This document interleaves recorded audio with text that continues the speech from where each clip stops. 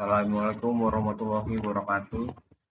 Perkenalkan, nama saya Raffi Desa Putra dengan NIM 2022-72016. Kali ini saya akan membawakan tentang sistem thinking atau berpikir secara sistem.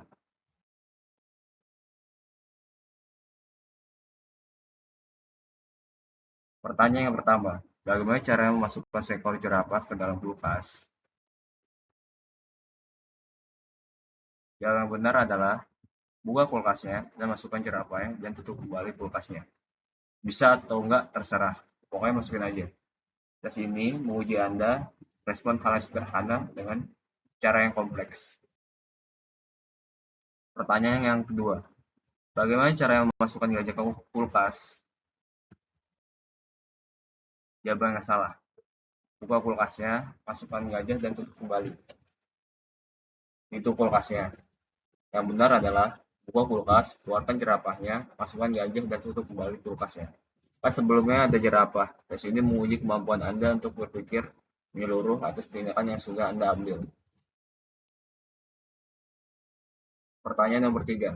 Raja hutan atau The Lion King menjadi tuan rumah konferensi para binatang. Semua binatang tentunya hadir, tapi siapa yang nggak hadir? Jawaban benar adalah si gajah, karena dia masih di dalam kulkas. Ya kan? Ini menguji ingatan Anda. Pertanyaan nomor 4. Anda berenang menyeberangi tempat buaya banyak berhuni. Bagaimana caranya?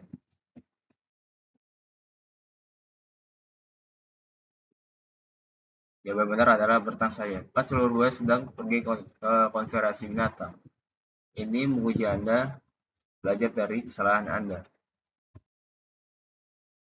Menurut Anderson Counseling Worldwide, sekitar 90% profesional yang diuji menjawab semua pertanyaan dengan salah.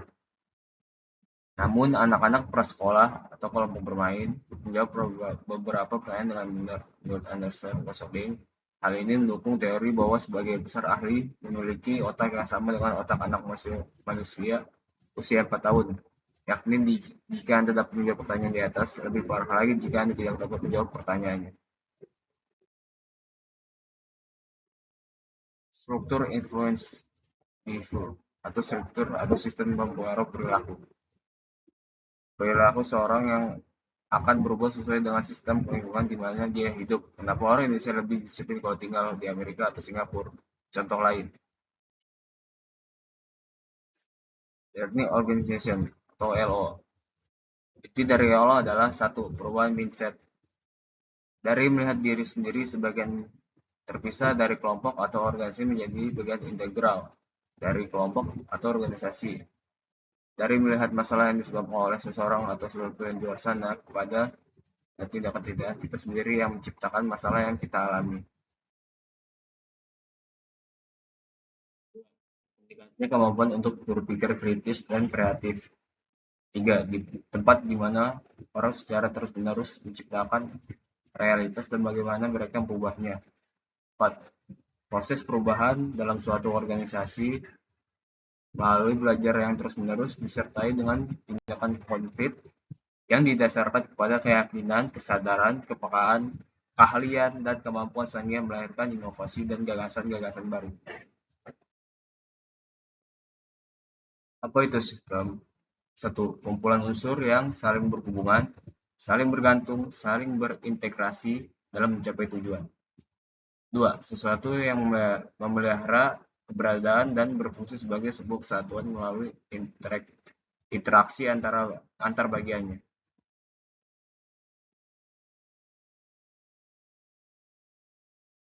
Untuk sistem dan subsistemnya. Mobil, bodi, kemudi, mesin, ban, dan lain-lain. Sistem mesin, aki, karburator, radiator, persneling, dan lain-lain. Manusia, badan, kepala, tangan, kaki, dan lain-lain. Badan, jantung, paru-paru, alat pencernaan, alat reproduksi, dan lain-lain. Apa beda sistem dengan onggokan? Sistem, bagian-bagian saling terkait dan berfungsi secara keseluruhan. Berubah bila ditambah atau dikurangi. Bila dipotong, dua tidak menghasilkan dua feature, tapi akan merusak sistem. Susunan bagian-bagian merupakan hal yang sangat penting. Bagian-bagian saling berhubungan dan bekerjasama. Perilakunya tergantung struktur. Ongkokan hanya merupakan kumpulan bagian-bagian, tidak berubah bila ditambah atau dikurangi. Bila bagian dua menghasilkan dua ukuran kecil, susunan ongkokan tidak relevan atau dianggap tidak penting. Bagian-bagian dapat berfungsi secara terpisah. Perilaku tergantung pada jumlah dan ukuran. Sistem thinking. Sistem thinking berpikir secara sistem. Struktur dengan RCTP, pola dasar yang mengendalikan peristiwa. Struktur. Struktur adalah pola hubungan yang saling terkait antara komponen utama dan sistem. Berpikir sistem adalah menyadari adanya struktur, yaitu ketertarikan antar berbagai komponen. Struktur tidak mudah dilihat kecuali ketika Anda menyadari keterkaitan. Apa itu berpikir secara sistem atau system thinking?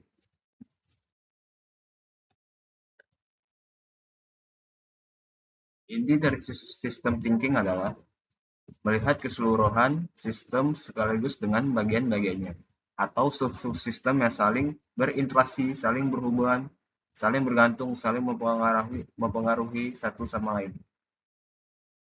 Sistem thinking didorong oleh mental model seseorang, bagaimana persepsi seseorang terhadap bagian-bagian subsistem yang ada di dalamnya.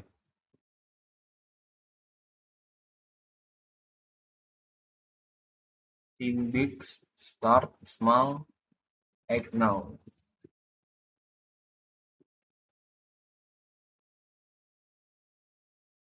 Lapisan luar ada beyond imagination, dalamnya ada impossible, look difficult, easy to do.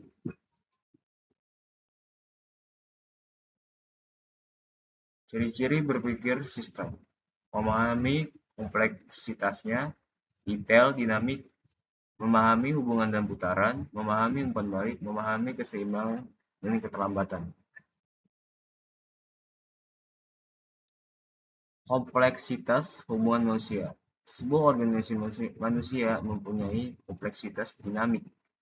Mengubah suatu hubungan tidak hanya mempengaruhi seluruh hubungan lainnya, tetapi mungkin juga mengubah karakteristik individunya. Moral sebagai karakteristik bisa juga berubah. Lihat pada keseluruhan dan bagian-bagiannya dan hubungan antara bagian-bagiannya. Mempelajari kesatuan dalam rangka mengerti bagian-bagiannya, yaitu cara berpikir secara sistem. Berpikir sistem versus non-sistem. Sistem manusia adalah keseluruhan dari kepala, tangan, perut, kaki, dan lain-lain yang membuat kita hidup, sadar, dan berpikir. Mempelajari masing-masing bagian hanya akan memahami fungsi dari setiap bagian, tapi tidak akan mendapatkan karakteristik secara keseluruhan.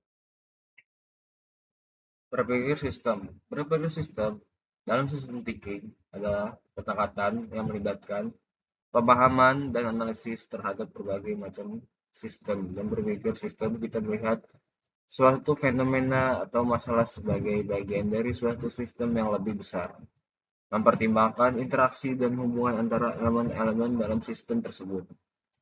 Pendekatan berpikir sistem ini dapat membantu kita memahami kompleksitas dan dinamika sistem yang ada di sekitar kita, baik itu sistem sosial, ekonomi, lingkungan, atau organisasi. Dengan memahami bagaimana elemen-elemen dalam sistem saling berinteraksi dan saling mempengaruhi, kita dapat mengidentifikasi pola-pola hubungan, sebab, akibat, dan dampak dari perubahan dalam sistem tersebut. Dengan menggunakan pendekatan berpikir sistem, kita dapat memiliki pemahaman yang lebih komprehensif dan holistik terhadap fenomena atau masalah yang kompleks, sehingga dapat menghasilkan solusi yang lebih efektif dan berkelanjutan. Berpikir non-sistem. Berpikir non-sistem dalam sistem thinking adalah konsep yang mengeksplorasi cara berpikir yang tidak terlihat oleh batasan-batasan berpikir atau pola pikir yang sudah mapan. Dalam sistem thinking, kita cenderung memandang dunia secara terstruktur dan berdasarkan aturan-aturan yang telah ditetapkan. Namun berpikir non-sistem dapat memberikan sudut pandang yang baru dan segar dalam memahami dan memecahkan masalah. Berpikir non-sistem mengacu pada kemampuan untuk melihat hal-hal perspektif yang berbeda, melakukan asosiasi yang tidak lazim, atau menghubungkan ide-ide sebelumnya tidak terkait. Ini melibatkan pemilih kreatif dan seringkali menghasilkan solusi yang tidak terduga atau inovatif. Salah satu contoh berpikir non-sistem adalah menggunakan metode pemecahan masalah yang tidak konvensional, seperti brainstorming atau mapping. Mind mapping. Dalam proses ini tidak ada batasan atau penilaian awal terhadap ide-ide yang muncul. Semua ide diterima dan dieksplorasi tanpa adanya keterikatan pada cara berpikir yang sudah ada. Berpikir non-sistem juga dapat melibatkan kemampuan untuk melibatkan pola-pola atau hubungan antara hal-hal yang sebelumnya tidak terlihat oleh pola pikir yang terstruktur.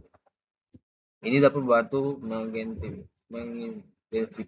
mengidentifikasi peluang baru atau solusi yang belum pernah terpikirkan sebelumnya. Namun penting untuk diingatkan bahwa berpikir non-sistem tidak berarti melanggar aturan atau mengabaikan logika sepenuhnya.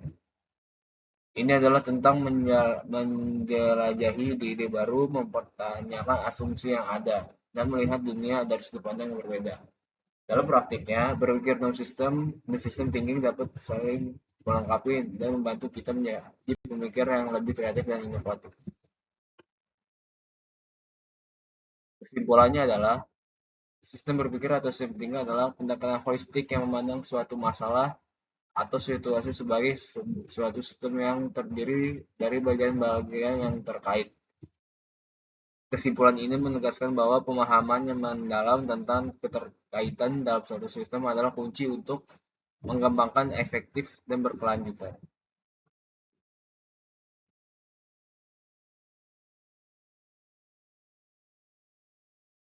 Ya, sekian presentasi dari saya. Kurang lebih mohon maaf. Wassalamualaikum warahmatullahi wabarakatuh.